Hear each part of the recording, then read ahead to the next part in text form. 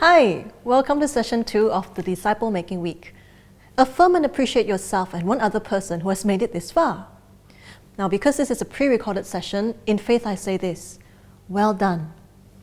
And well done, Leon, good job. What to do? He's the only other person in the room for me to affirm, right? So, yes.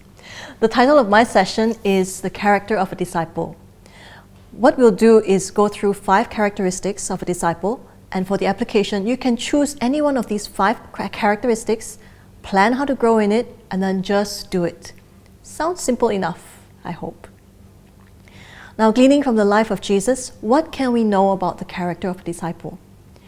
Typically, disciples are described as FAT, F-A-T, faithful, available, teachable.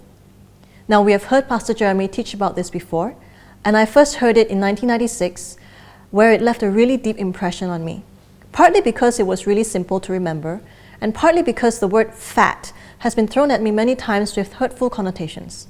So hearing that disciples are fat and giving it a new desirable meaning did wonders for my then teenage self.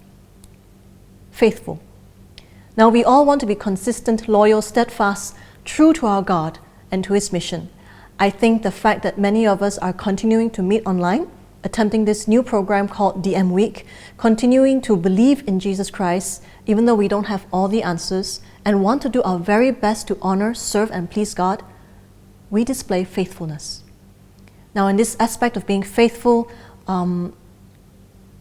it's not just about showing up at church, or being a contributor in community, or even seeing a task to completion. Now, while all this is true and we all have done it, one of the dimensions of being faithful is to be obedient to God, surrendering our will to His, resisting temptation, and even in our moments of weaknesses, spiritual, biological, mental, or even emotional weakness, we endeavor and to will ourselves not to cheat on God. In Jesus' life, we see that this in the temptations in the desert. In Matthew 4, verses 1 to 11, 3 times the devil tempted Jesus to align himself with the evil one, to disown and disprove God. But Jesus resisted, quoting the scriptures, not simply as words he had been taught, but truths he believed.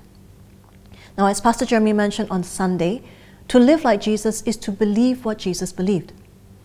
Being faithful is to choose God above our circumstances, to choose obedience, to choose alignment with God's known will and character, above instant gratification, above immediate and temporal gain.